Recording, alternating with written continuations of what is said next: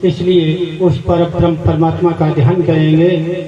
गोविंद जय जय गोपाल जय जय गोविंद जय गोपाल जय जय गोविंद जय जय गोपाल जय जय गोविंद जय गोपाल जय जय रमण हरि गोविंद जय जय राधा रमण हरि गोविंद जय जय कृष्णा की जय जय राधा की जय जय कृष्णा की जय जय राधा की जय जय यशोदा सहित नंद बाबा की जय जय यशोदा सहित नंद बाबा की जय जय गोविंद जय जय गोपाल जय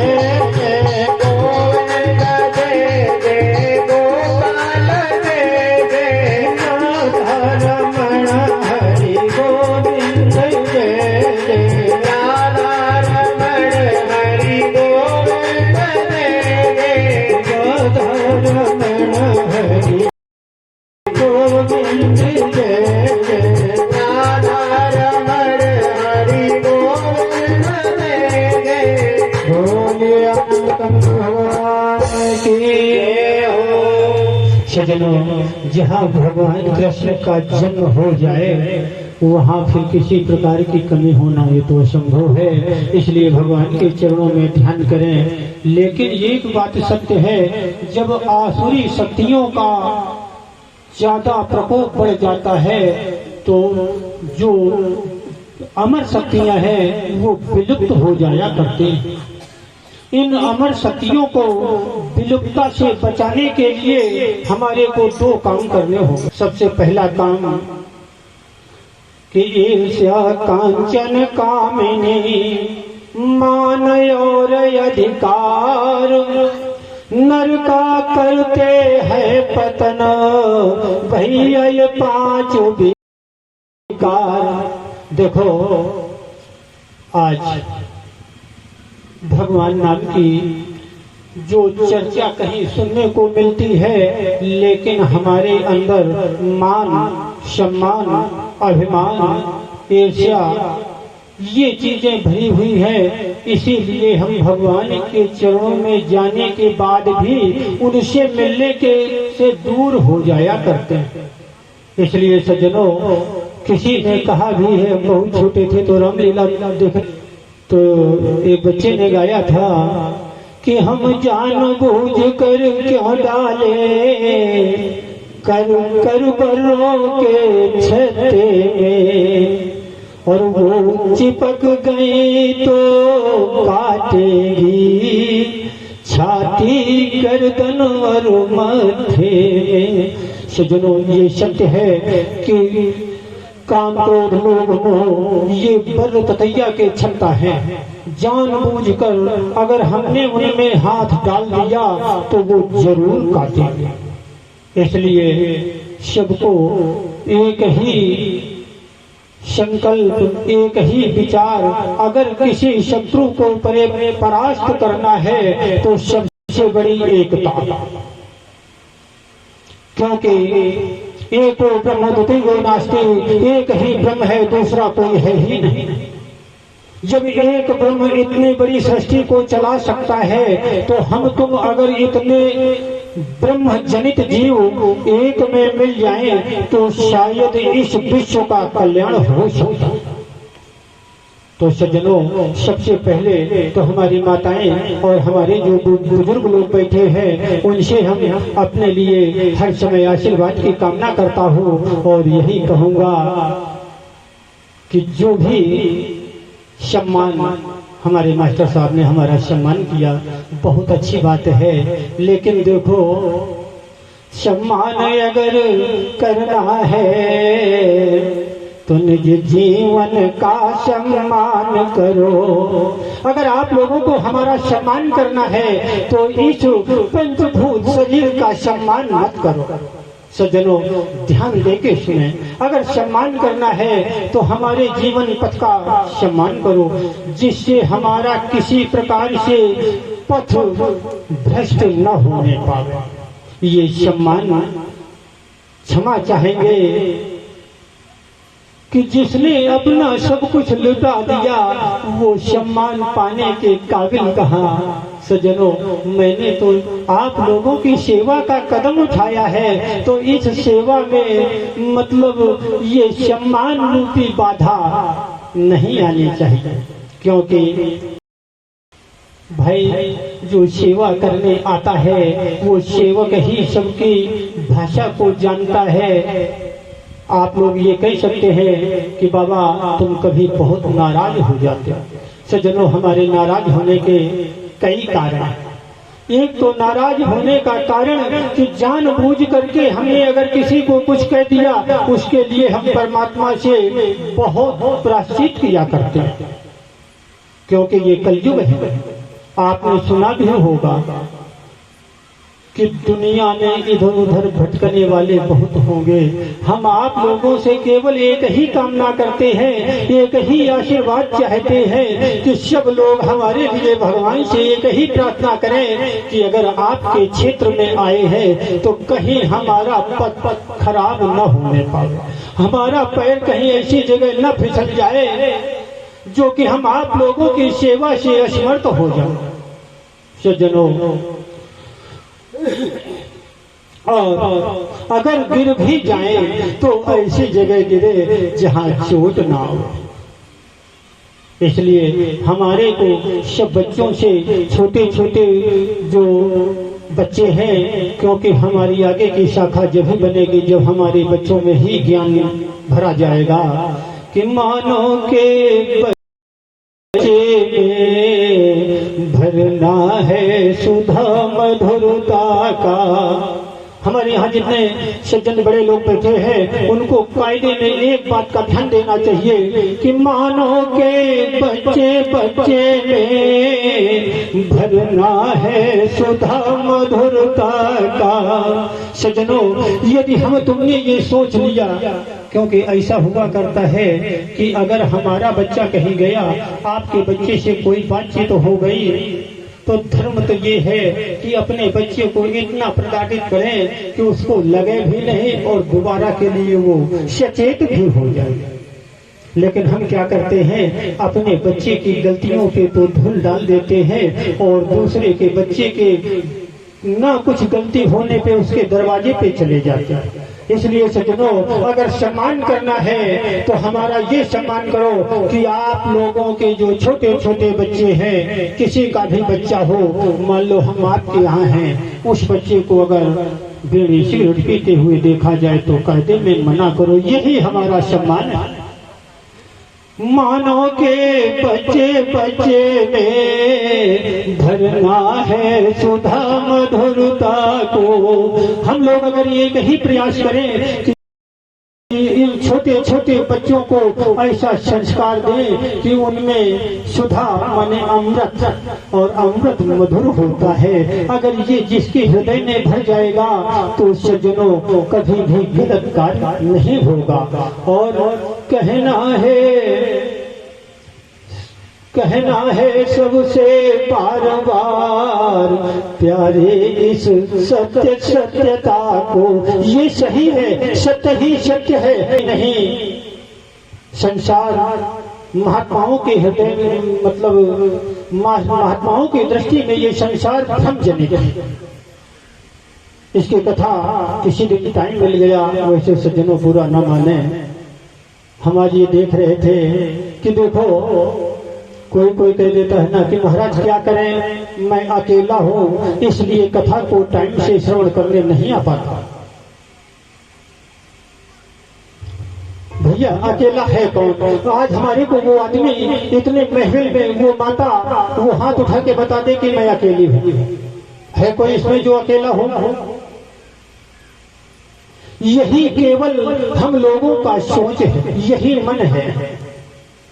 हम तो कभी अकेला नहीं समझते। क्योंकि हमारे साथ जगत पिता परमात्मा तो हर समय है। बेनु पग चलहि सुनहि बेनु गाना, कर बिनु करहि कर्म विधि नाना। तो जो लोग ये कहते हैं कि हम अकेले हैं, ये सचनो यथार्थ नहीं है, ये उनका केवल सोच है। आप लोग ना तेरा तुझको अर्पण क्या लागे मेरा, सज्जनों ध्यान दें कि मेरा मेरा तेरा तेरा करके हम लोग बर्बाद हो गए, और वही चीज हमने भगवान के साथ लागू कर दी कि तेरा तुझको अर्पण क्या लागे मेरा। सज्जनों इसीलिए हमारे से बहुत लोग कहते हैं बाबा आप आरती में कभी क्यों नहीं खड़े होते। जब भगवान को हमने अपना माना ही नहीं, तेरा माना है, यानी वो दूसरा है। आप सोचें तुझको अर्पण क्या लागे मेरा, जब हमारा कुछ है नहीं, तू तो दूसरा है। भगवान सोचते हैं तो दूसरा है तो फिर मैं अपने कहीं दूसरी जगह देख लूं। ऐसा नहीं, कभी भी हमारे से दूर नहीं है, और चोरी करना पाप नहीं है। कुछ लोगों के मन में ये भावना जागृत होती है कि अगर मंदिर पे किसी ने प्रसाद पाया तो कुछ लोग ये कहा करते हैं चल दिए मंदिर पे खाने के लिए। सज्जनों ये सत्य है कि उन्होंने उस दिन का सारा पाप अपने सर पे लाद लिया, क्योंकि भाई मंदिर पे जा रहे हैं तो कहीं दूसरी जगह जा रहे हैं। ये तो अपने बाप का घर है। नारायण शब्द इस मृतलोक में प्रसिद्ध चोर है। तो जब हम चोरों की संतान हैं तो हमें चोरी करने में तकलीफ होनी नहीं चाहिए, क्योंकि उसी पिता की तो संतान है। लेकिन सज्जनों एक बात ध्यान रखना, चोरी चोरी में फर्क होता है। परमात्मा का नाम लेने से और कथा पंडाल में बैठ के आप लोगों ने जो हमारे व्यास जी के मुखार बिंदु से कथा अमृत का पान किया, तो ये मन मालूम है इन्होंने कई बार कहा होगा मधुसूदन माधव नटवर नटखट मुरलीधर। ये नाम जब कर्ण नासिका से अंदर प्रवेश करते हैं तो जन्मों जन्मों के पापों की गठरी को चुरा लेते हैं। तो सज्जनों हम लोग अगर किसी के पापों को चुरा ना सकें, लेकिन उसमें कुछ मधुरता भरने के लिए तो एक संकल्प प्रकट होना चाहिए। ये कथा आज तो कथा सुनने के लिए जितने भी करें भाई, क्योंकि यही कहेंगे कि बाबा तो बाबा ही है। कहते मैना ने कह दिया था कि जिसके कुछ हो ने नारद को फटकार दिया था कि जाने प्रसव के, नारद के तो कुछ है ही नहीं। लेकिन माताओं ऐसा नहीं, हम तुम्हारे ही आशीर्वाद से ये सब करने को तैयार। तुम लोगों ने अगर हमारे को ऐसे संस्कार न दिए होते, अगर माताओं ने हमारे को इतने सभ्य संस्कार न दिए होते, तो शायद आज भी हम फल जोतते होते। तो हम तो आपके चरणों के सदा सदा के लिए आभारी। लेकिन एक बात जरूर कहूंगा, कथा सुनने का एक मतलब होता है। देखो अगर आप लोग हमारे से कहें तो हम सबके सेवक हैं। सेवक को कभी भी टाइम का निश्चय नहीं हो सकता। हमारे लिए अगर आप कहें कि बाबा तुम क्यों लेट आते हो, तो आप एक बात बताओ, जो सबका सेवक हो तो कभी टाइम का निश्चित होना असंभव है, क्योंकि भाई कोई दूसरा आ गया उसकी भी तो सेवा करनी है। हम मंदिर से निकलते निकलते 11 बजे निकलते हैं तो 1 बजे 2 बजे यहाँ पहुँच पाते हैं, क्योंकि पता नहीं कौन आदमी क्या सोच के आया होगा। अगर उसको हम कुछ दे नहीं सकते तो उससे प्यार से दूर तो सकते। इसलिए सज्जनों अगर आप लोग एक बात ये ध्यान में रखे हो कि बाबा तो टाइम से आते नहीं, दूसरे को कहते हैं टाइम से आना, तो एक नौकर को मालिक जैसा आदेश करेगा वैसे कर सकते हैं। लेकिन आप लोगों को एक बात बताना, हमारे अभी व्यास जी ने कि नारियों को जन्माओं तो दुख मिलता है, लेकिन कोई भी देवी ये न सोचे। हरि को केवल प्रेमो प्यारा, नर और नारी न करहे विचारा। भगवान को केवल प्रेम प्यारा है। आपको इसके एक दृष्टांत बताएंगे। हालांकि कल से एक बात ध्यान रखना, क्योंकि कथा का मतलब होता है कि व्यास जी 7 या 9 दिन में अपनी कथा जब पूर्ण रूप से मेहनत करते हैं तभी कर पाते हैं। लेकिन कथा सुनने का और टाइम से आने का सबसे बड़ा महत्व होता है। देखो, अगर कहीं हम गलत जगह में जाएं, वहां 1 घंटा इंतजार करना पड़ जाए तो हम 1 घंटा वहीं बैठे रहे, क्योंकि हमारे मन में तामसी प्रवृत्ति है और तामसी चीज देखने के लिए हमारा मन बहुत जल्दी व्याकुल हो जाता है। तो आप लोग सब लोग घर का काम जल्दी निपाट के, या ना हो लाली तुम कर लेना, घटू तुम कर लेना। लेकिन जब भगवान की कथा सुनने के लिए, तब तो जब सब काम हुई तब बाद में चले। सज्जनों, आगे आना और पीछे जाना इससे बढ़ के पूर्ण नहीं है, इसके बारे में आपको बताएंगे। लेकिन कल इस कथा का जो कम हो तो आप लोग आके जल्दी, क्योंकि हम भाई देखो सम्मान आप लोगों से मांगा है। अब देखें कल कौन कौन हमारे को सम्मानित करता है। जो लोग यहाँ 12 बजे आ जाएंगे उन्हीं का सम्मान, क्योंकि हम तो एक ही बात जानते हैं, हमारे बाबा तुलसीदास जी ने कहा है कि तुलसी जिनके मुखन दे और झूठ निकसय राम, उनके पग की पानही मोरे तन को चाम। सज्जनों, अगर आप लोग सम्मान करें तो सम्मान परमात्मा का करें। परमात्मा का सम्मान क्या कब होगा? जब आप लोग निश्चित समय से 5 मिनट पहले आए। और जो पीछे जाएंगे उनको मालूम है क्या क्या मिलता है। कुछ पहले आके और पहले ही भाग जाते हैं। जब आप पहले आके पहले भाग गए तो आपको मिलेगा। इसमें जिस समय भगवान राम सभी बंदरों को अयोध्या में भेज रहे थे, आय सुमांगी यश आय सुमांगी चरण सिरनाई, चले हृदय सुमिरत रघुराई। उन्होंने जाते ही आज्ञा मांगी कि प्रभु आप आज्ञा दें और हम सीता जी की खोज करने के लिए जा रहे हैं। तो भगवान तो ये सब पहले ही बता चुके हैं, इसमें आज्ञा देने की जरूरत क्या है? भाई जैसे कल आपको ये हम आवे आपको तो आपने हमारे से कहा नहीं था, इसमें किसी को कहने की जरूरत नहीं है।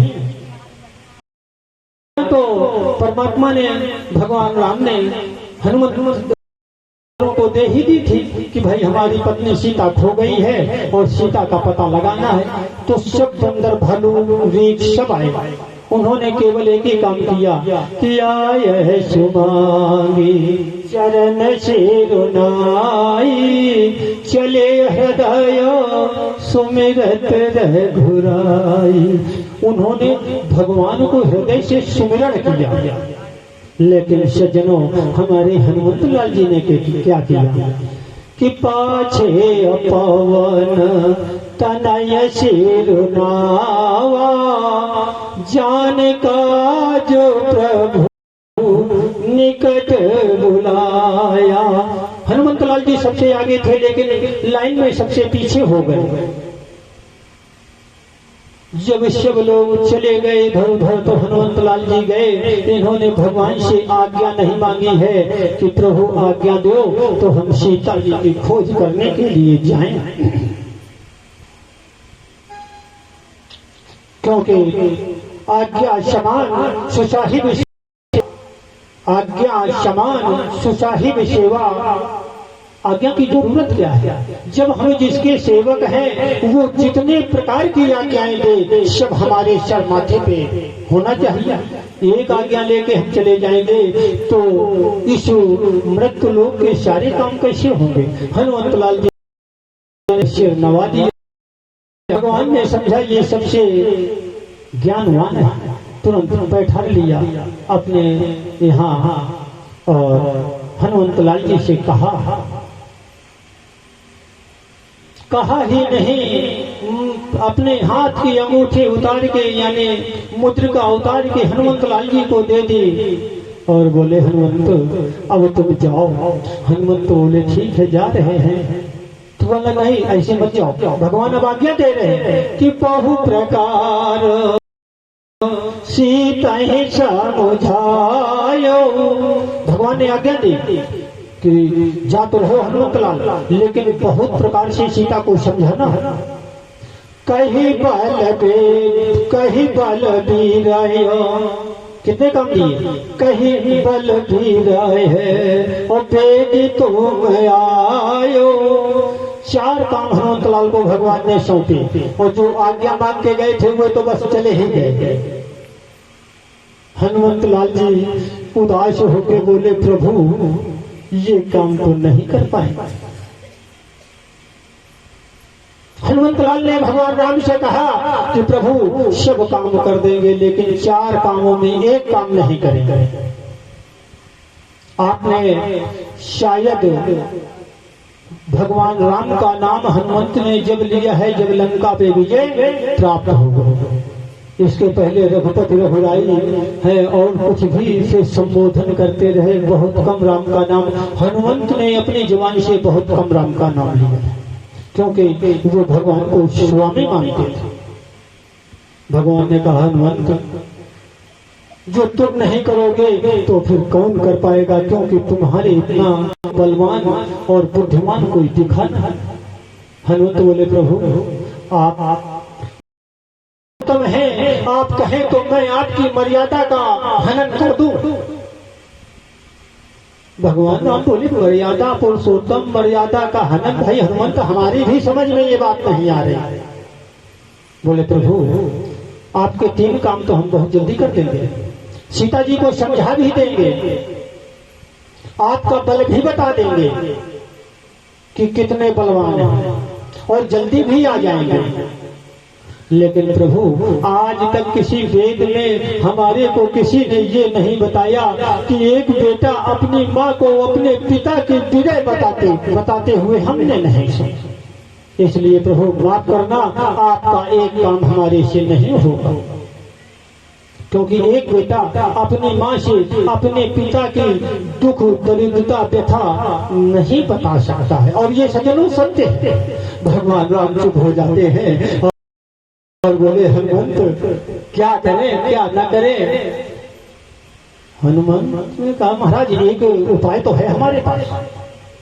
बोले भाई उपाय है तो वो उपाय बताओ हनुमंत कि कैसे काम हो, क्योंकि हमारे प्राण तो सीता में है, प्राण प्यारी है, तो जब तक वो नहीं मिलती तो कष्ट तो है। बोले एक बात है और सब काम हम कर देंगे, इतना काम आप स्वयं कर लेना लंका जाकर। हमारे बाबा तुलसीदास जी ने रामायण में जितनी भी चौपाइयां लिखी है एक से एक गूढ़ अर्थ। हनुमंत लाल जी ने कहा महाराज इतना काम तो आपको अपने आप करना पड़ेगा, क्योंकि माता और पिता की जो बात होगी यही दोनों कर सकते हैं, उसमें बच्चों का तो आगे पीछे होना भी मना। माता को 3 काम करके हम जल्द आ जाएंगे, लेकिन आगे अब आप क्या करोगे ये आप जानो। हनुमंत लाल जी ने दूसरी चतुराई की, इसीलिए भगवान का ही ये शब्द था कि ज्ञानी नाम अग्र गण्य। दूसरी चतुराई हनुमंत भाई एक बार जब तुम हमारे से मिले थे तब हमने बहुत मना किया था कि हनुमंत तो हमारे को पीठ पे क्यों चढ़ा रहे हैं, इसीलिए हम आप लोगों के हाथ जोड़ के यही करबद्ध प्रार्थना करते हैं कि हम तो आप लोगों को अपनी पीठ पे रखते हैं, गोदी में नहीं ले सकते। पीठ भाई गोदी में लेंगे तो हमारे में वो बल और वो ताकत नहीं जो आप लोगों की रक्षा कर सके। इसलिए हनुमंत लाल जी ने भगवान ये 2 जन पीठ चढ़ाया। भगवान ने ऑब्जेक्शन किया कि हनुमंत लाल आप एक बात बताओ क्यों बैठाना चाहते हो? अरे गोदी में ले लो, तुम तो बलवान हो, अतुलित तो बलधाम, तो तुम पीठ गोदी में लेके क्यों नहीं चलते? बोले नहीं महाराज, आपको पीठ पे ही बैठना पड़ेगा। मरते का न करते राम और लक्ष्मण दोनों जनों को पीठ पे चढ़ाया, चले गए। सामना हुआ, अपनी बातचीत करके थोड़ी सी बात चली तो हनुमंत लाल से भगवान राम ने कहा कि हनुमंत एक बात तो बता दो कि तुमने पीठ पे क्यों चढ़ाया है? अरे बोले महाराज, पीठ पे तो इसलिए चढ़ाया कि जो पीठ पे बैठेगा वो स्वयं पकड़ेगा, गोदी में ले ले तो हमारे को पकड़ना पड़ेगा। हम हमारे से अगर आप छूट गए और चोट लग गई तो उसके पाप के भागी मैं बने हुए, और ऐसे हम कहीं गिर नहीं सकते क्योंकि आप पीठ हो तो आप हमारे को स्वयं पकड़े। तो सज्जनों, जब हनुमंत लाल जी ने ये कहा, भगवान हंसने लगे, बोले चलो आज हनुमंत लाल जी ने दूसरी जगह फिर राम को फंसा दिया। बोले महाराज, पति पत्नी के बीच में बच्चे का कोई काम नहीं होता, एक काम करें, आप हमारे साथ चले। भगवान को विवश होकर के हनुमंत लाल के साथ जाना पड़ा। हनुमत सफल कर माना, चले हृदय धरी कृपा निधाना। हनुमत से भगवान ने कि प्रभु आप अलौकिक हैं और एक अलौकिक रूप से आप हमारे हृदय में विराजमान हो जाएं और हम आपको ले चलेंगे। हनुमंत ने समझा कि प्रभु आज हमारा जन्म, कि जो हम हरि से हनुमान बने, हनुमान जन्म लेने का हमारा आज सार्थक प्रयास हो।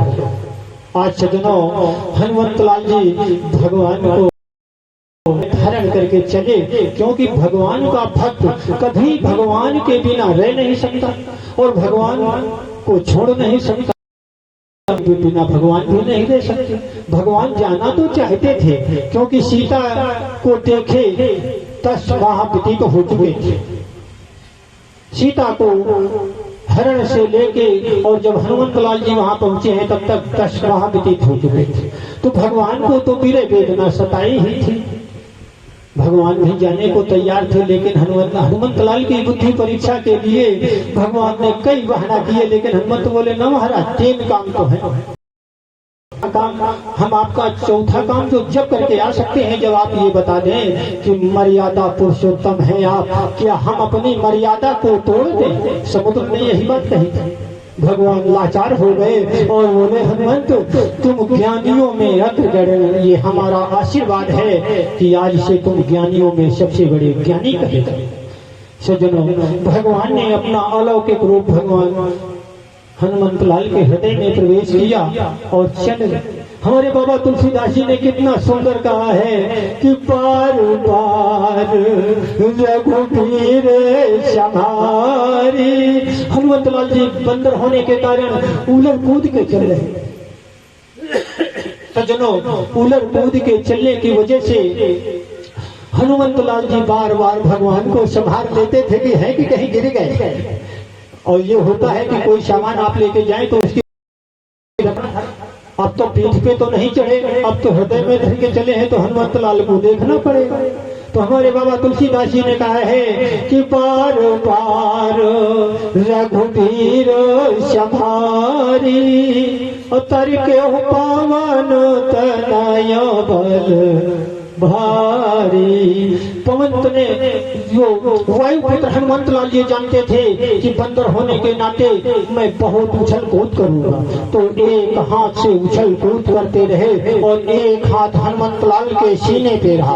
आज प्रत्यक्ष प्रमाण, कोई भी बंदरी अपने बच्चे को लिए हो तो उसका एक हाथ सीने पे रहेगा।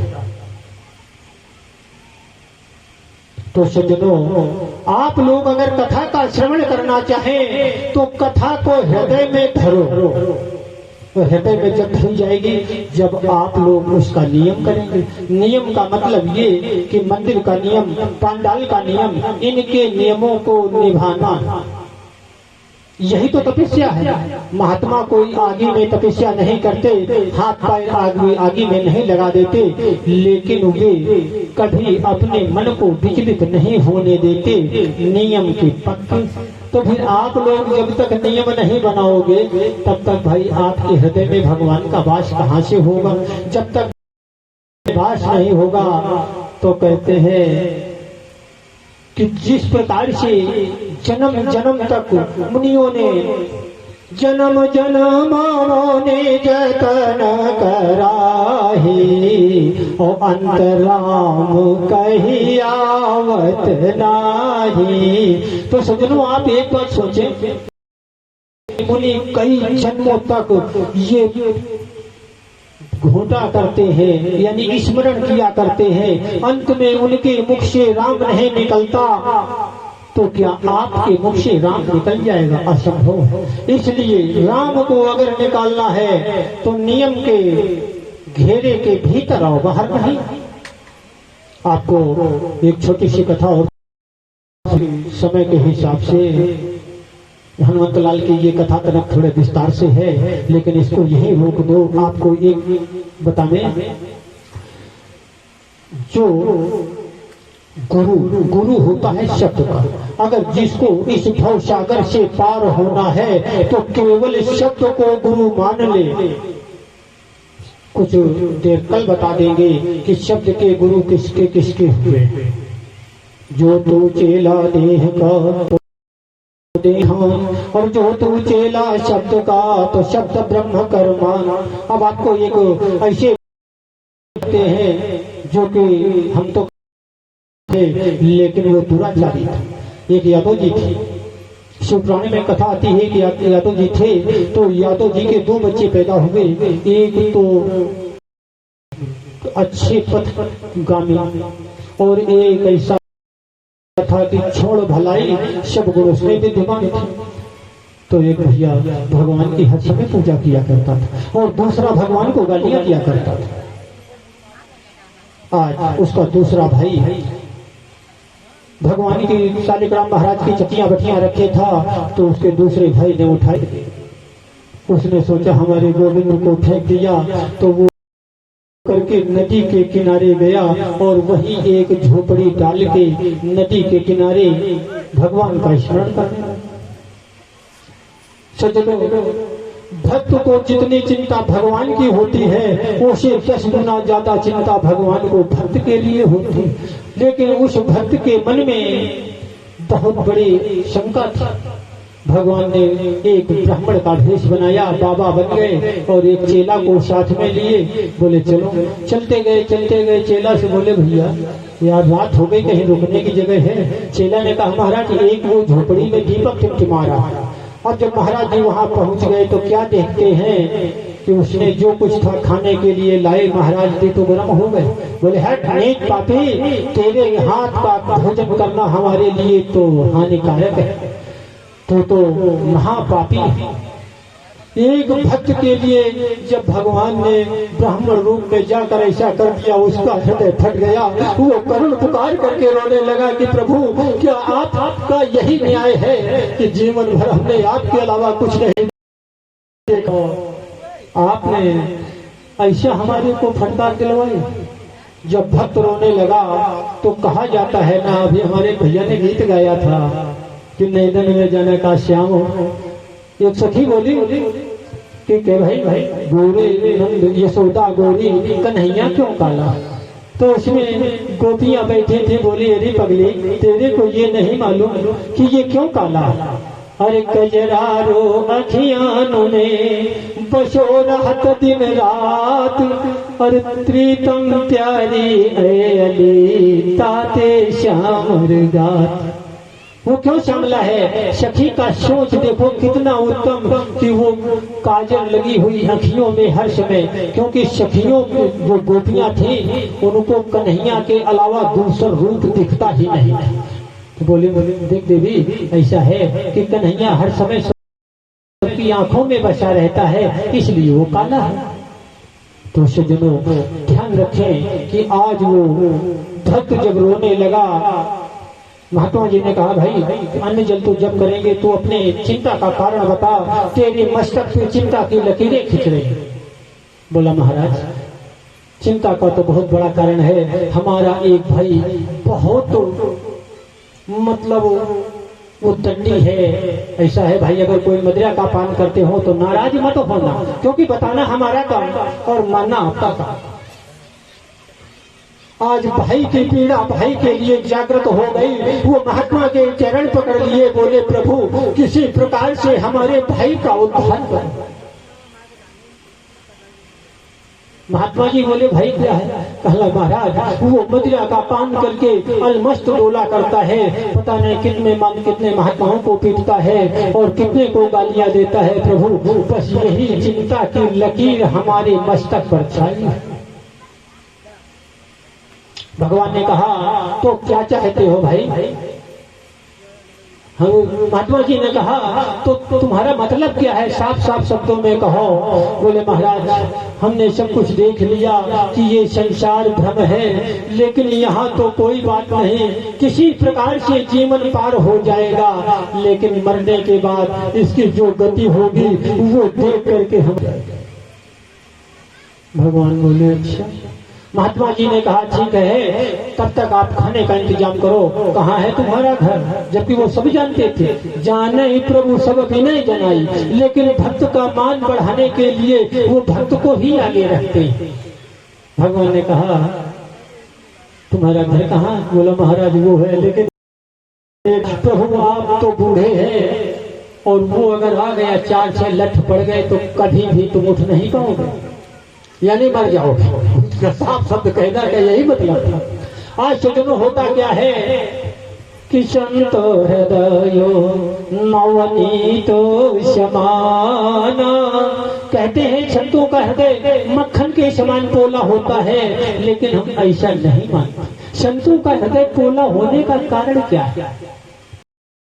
लोग जब किसी प्रकार से अगर हमने कुछ कह दिया, आपने अपनी बात को हृदय में उतार लिया, और महात्मा कंठ से नीचे कुछ जाने नहीं देते। तो आप लोगों को अगर अपने जीवन का उद्धार करना है तो ईर्ष्या कंचन कामनी मान और अधिकार इनका त्याग करो। मल मूत्र जैसी गंदी चीज त्याग करने में शरीर को कितनी शांति मिलती है, फिर काम क्रोध लोभ जैसे इनको तो वो शांति प्रतीत होगी जो स्वर्ग में होती। इसलिए आप समझें कि वो महात्मा जी आए, भक्त के कारण वहां पहुंचे। किसी बच्चों ने बता दिया कि तेरे यहाँ एक महात्मा जी आए, उसने चला। महात्मा जी अपने चेले को पकड़ के, यदि चेला दमदार था, चेला को महात्मा जी कहते थे तो तोड़ के डाल देता, लेकिन महात्मा ने कहा ऐसा ठीक नहीं है। चेले को तखत के नीचे कर लिया, एक तखत टूटा हुआ पड़ा। जब उस तखत के नीचे हो गया तो सज्जनों वो आया और नशे की हालत में लठ तखत पे मारता। एक बार उसको नशे का झोंका आया, गिर गया। सो महात्मा ने कहा इसको पकड़ के गुरु चेला दोनों उसको पीटना शुरू कर दिया और उससे कहते, लेकिन उसने कभी राम नहीं कहा। उससे एक ही शब्द दोनों जन कहते थे, कहो राम। ऐसा नहीं पीटते थे कि हड्डी गुड्डी टूट जाए, लेकिन रात भर पिटाई गई, कभी भी उसने राम नहीं कहा। एक बार उसको बेचारे को ज्यादा थकान महसूस हुआ, चेला दमदार था, दावे था, गुरु पीट रहे थे, बोला नहीं कहेंगे राम। एक बार उसके मुख से झूठी राम निकल गया। ध्यान देना सज्जनों, क्योंकि तामस तन, ये तन हमारा तामस से भरा हुआ है, भजन नहीं हो पाएगा। तो एक ही बार राम का नाम लेना। उसके मुख से एक बार रात में निकल गया, नहीं कहेंगे राम। सज्जनों, संत जी ने कहा इसको पकड़ लो। चेला ने पकड़ लिया। संत जी जब बहुत दूर हो गए तो बोले छोड़ के भाग गया। जब छोड़ के भाग के आए, जब तू मर जाए, मरने के बाद जो भी तुम्हारे को लेने आवे तो नरक तो देंगे, लेकिन ध्यान रखना उनसे एक प्रश्न कर देना। दूर खड़े होकर बता रहे हैं। नशा कुछ कम था तो उसने सुना, क्योंकि मार पीट करने के बाद जब आदमी को कोई चीज मिलती है तो उसका ध्यान रहता है। पीटने के बाद, दुख के बाद अगर सुख होता है तो दुख के दिन कभी कभी याद आया करते हैं। आज उसे याद रहे तो भाई समय आने पे उसका देहांत हो। और महात्मा ने कहा था कि याद रखना, तुम जो भी तुम्हारे को लेने आवे, वो अगर कह दे कि फलाने नरक में लिए जा रहे हैं, तो उससे कह देना रुक जा, क्यों लिए जा रहा है भाई, मैंने जीवन भर पाप किया है, लेकिन एक बार भगवान राम का नाम लिया, उस एक बार राम के नाम का जो पूर्ण हो वो हमें दे दो, इसके बाद नरक में डालो, कुआं में डालो, भाई पापी तो हम है ही। सजनों, इतनी विस्तार से कथा हो गई कि अब तो जब वो खत्म हुआ तो यमराज आए। यमराज धर्मराज एक ही है, पापियों के लिए यमराज है और मतलब जो सज्जन पुरुष है उनके लिए धर्मराज। लेके गए, यमराज ने कहा डाल दो इसको नरक में जहां कीड़े बुद्धिदार हैं। बोले रुक जा, कैसे डाल दो भाई, हमने तो ये सुना है कि आप धर्मराज हैं, कहे के धर्मराज, आप हमारे को किसी भी नरक में ले जाएं, हमने जीवन भर पाप किया है, लेकिन एक बार जो राम का नाम लिया है उसका जो पूर्ण हो वो हमें पहले दे दो। धर्मराज के यहाँ अन्याय नहीं हो सकता। धर्मराज ने उससे कहा पार्षदों से कि छोड़ दो इसको। धर्मराज सोचते रहे कि एक बार राम के नाम का हम इसको क्या फल देते हैं। धर्मराज ब्रह्मा जी के पास पहुंचे, ब्रह्मा जी से कहा कि बात, ब्रह्मा ने कहा हमने सृष्टि की रचना तो की है, लेकिन ये नहीं जाना कि राम के एक बार राम के नाम का फल क्या होगा। शंकर जी के पास में अब ये शंकर जी के पास जब पहुंचे तो कहा देख रहे एक लोटा में भांग पिसी हुई धरी है, तो ये जाते ही उठा के पी गए। और इसने कहा अब यहाँ के बाद हम कहीं नहीं जाएंगे, क्योंकि यहाँ तो हमारे को नशा। शंकर जी ने कहा भाई अगर हम ये जानते होते तो लाग समाधि अखंड अपारा, तो हम समाधि क्यों लगा लेते। चलो ये तो भगवान के यहाँ ही मालूम होगा, गलत नहीं कर सकते, या तो उसके प्रश्न का उत्तर मिल जाता तो नरक में डाल देते, लेकिन जब प्रश्न का उत्तर नहीं मिला तो आज की तैयारी कर रहे हैं। इधर भगवान ने कहा सारे लोग सजा दो, फलाने लोग का राज उसको दे देना। जैसे शंकर जी धर्मराज जी ब्रह्मा जी पहुंचे तो देख रहे हैं कि उसकी आरती करने के लिए बहुत सारी अप्सराएं देवांगनाएं खड़ी। धर्मराज को एकदम आग लग गई, बोले हम लोग तो नहीं जान पाए और आप तो साक्षात वैकुंठ निवासी हैं, आप ये क्या कर रहे हैं, ये कितनी दुरात्मा है जिसके लिए तुम आरती सजवाए। शंकर जी भी क्रोध में आ गए। शंकर और तो कोई विष्णु से नहीं कर पाया, शंकर जी बिगड़ गए। बोले ऐसा लगता है नारद परम स्वतंत्र न सर पर कोई, वही तुम अपना रहे हो। ये कितना अभागी है जो कि हमारे को पैदल यहाँ तक ले आया, इसके लिए तुमने आरती सजवा दी। भगवान बोले नहीं, देखो भाई ऐसा है कि आप लोगों के बनाए हुए वेद हैं। आपने ये कभी पढ़ा नहीं रामायण में कि सन्मुख होयो जीव मोह जबहि और जन्म कोटि नाशय तबहि। जब भगवान के सामने कोई भी जीव उपस्थित हो जाता है तो करोड़ों जन्म के पाप नष्ट हो जाते हैं। तो जब उसके पाप नष्ट हो गए तो उसको लोक का राज तो मिलेगा। इसलिए सज्जनों ये मत सोचो, गुरु वही सबसे बड़ा जो हमारे शिवन जी कथा बताते हैं, इसमें किसी शब्द का अनुकरण करके चल लो या कहीं किसी के मुख के द्वारा आपको अच्छी बात सुनाई दे, वही बात लेके आप चलो, उसी में आपका उद्धार है। बोलिए आनंद कंद भगवान की जय हो। तो भैया सम्मान करने वाले हाँ जोड़ के करबद्ध प्रार्थना है कि देखो अगर आप लोगों ने हमारा सम्मान किया तो हम तुम तो एक ही है भाई। जो पंचभूत आप में वही पंचभूत हमारे, जो आप खाते हैं वही हम खाते हैं। हमारी में कोई अलौकिक चीज नहीं है। जब अलौकिक चीज नहीं है तो आप लोग हमारे को ना पूछ के भगवान को पूछो।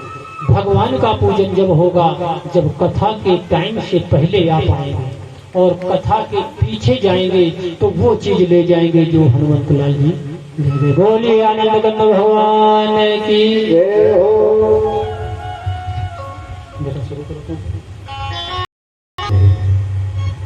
राधे बोले संत भगवान की श्रीमान नारायण कि हमारे भैया